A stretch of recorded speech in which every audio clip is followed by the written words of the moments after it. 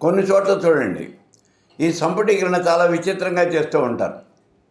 అది తప్పేం కాదు, కరెక్టే, అది చాలా గొప్పగా ఉంటుంది. అసలు ముందు పూజా విధానంలోనే సంపుటీకరణ. ఏం చేస్తున్నారు? ముందు పురుష సూక్తం, తర్వాత శ్రీ సూక్తం, తర్వాత అమ్మవారి యొక్క శ్లోకం, ఆ తర్వాత మంత్రం, ఆ తర్వాత ఉపచారం చెప్తారు. అంటే చూడండి, ఇక్కడ సహస్రశీర్ష పురుష సహస్రాక్ష సహస్రపాత్ స భూమిం విశ్వతో వృత్వా అత్యదిష్టదశాంగులం హిరణ్యవర్ణాం హరిణీం సువర్ణ రజతస్రజాం చంద్రాం హిరణ్మయీం లక్ష్మీం జాతవేదో మమావహ కకార రూప కళ్యాణి కళ్యాణ గుణశాలిని కళ్యాణశైలి నిలయ కమనీయ కళావతి.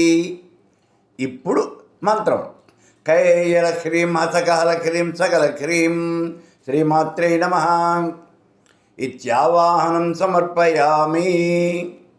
ఇలా 16 ఉపచారాలు కూడా మనం చేయటం అనేది జరుగుతుంది. అన్నింటికీ ఈ సంపుటీకరణతోనే మనం చేస్తాం. చేసిన తర్వాత అక్కడ అష్టోత్తరం కానీ సహస్రం కానీ, సామాన్యంగా సహస్రం తీసుకుంటే 3 సమయం పడుతుంది, అష్టోత్తరమే తీసుకున్నాం అనుకోండి. ఈ అష్టోత్తరం తీసుకున్నప్పుడు అక్కడ మనం ఈ అష్టోత్తరాన్ని కూడా సంపుటీకరణం చేస్తాం. అష్టోత్తరాన్ని కూడా సంపుటీకరణం చేస్తాం. మనకి ఏం కావాలి ఆ విషయాన్ని చాలా జాగ్రత్తగా ఆలోచించి సంపుటీకరణం చేసుకోవాలి.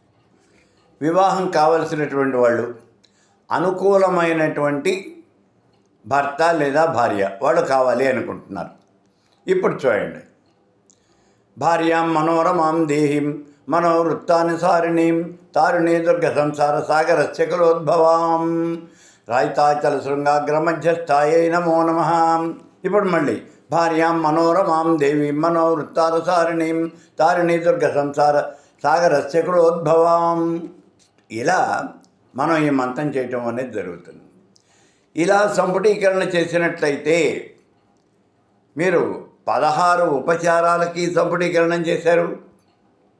అలాగే చేస్తున్నటువంటి పూజ అష్టోత్తరము సహస్రము దానికి కూడా సంపుటీకరణం చేశారు. ఈ సంపుటీకరణలో నామాలకు ముందుగా కూడా చేస్తున్నాం. చూడండి, ఐం హ్రీం శ్రీం ఐం క్లీం సౌ క్లీం ఐం రైతాచల శృంగాగ్ర మధ్యస్థాయై నమో నమః. ఇలా నామం చెప్పడం మళ్ళీ ఈ సంపుటీకరణలో ఇదొక తేడా. ఇలా కనుక చేసినట్లయితే బోల్డ్ అంత సమయం పడుతుంది. ఆ నామాన్ని, ఆ మంత్రాన్ని మనం పదే పదే పదే పదే ఉచ్చరించడం అనేది జరుగుతుంది.